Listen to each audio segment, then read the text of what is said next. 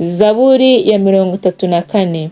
Zaburi iyi ni iya Dawidi ubwo yisarishirizaga imbere ya Abimeleki akamwirukana akagenda.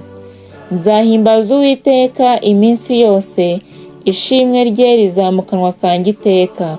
Uwiteka ni umutima wanjye nzirata, abanyamubabaro babyumve bishime.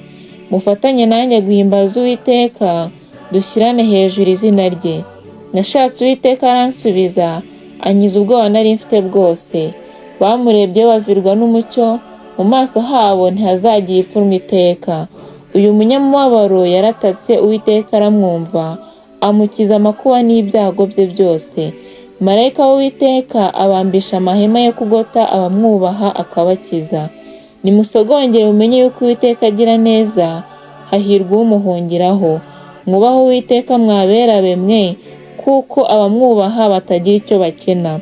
Imigunzu y'intare ibasha gukena no gusonza, ariko abashaka Uwiteka ntibazagira icyiza bakena. Bana bato, nimuze munyumve, ndabigisha kubaha Uwiteka. Ninde ushaka ubugingo agakunda kurama kugira ngo azabone ibyiza? Ujye ubuza ururimi rwawe rutavuga ikibi, n'iminwa yawe itavuga iby'uburiganya. Va mu byaha ujye ukora ibyiza, ujye ushaka amahoro uyakurikire, kugira ngo uyashyikire. Amaso y'Uwiteka ari ku bakiranutsi, n'amatwi ye ari ku gutaka kwabo. Igitsure cy'Uwiteka kiri ku bakora ibyaha, kugira ngo amareho kwibukwa kwabo mu isi. Abakiranutsi baratatse, Uwiteka arabumva, abakiza amakuba n'ibyago byabo byose. Uwiteka aba hafi y'abafite imitima imenetse, kandi akiza abafite imitima ishenjaguwe.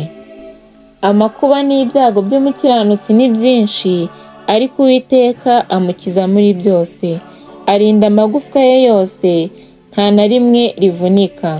Ibyaha bizicisha umunyabyaha, abanga umukiranutsi bazacirwaho iteka.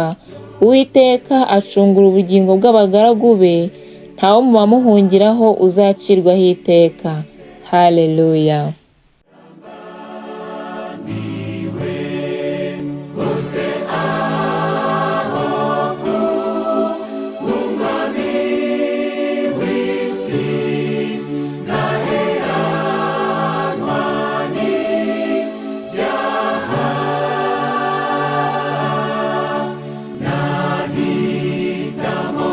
Yesu muri iyi si.